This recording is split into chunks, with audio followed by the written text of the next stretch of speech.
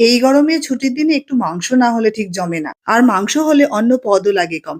আজকে যেভাবে মাংস বানিয়েছি এভাবে আমার পিসিমা বানাতেন। মাংসতে নুন, হলুদ, টক দই, তেল আর অন্যান্য মসলা দিয়ে ম্যারিনেট করে রেখে সেই ফাঁকে আলুগুলোকে ভাজা বসিয়ে দিয়েছি।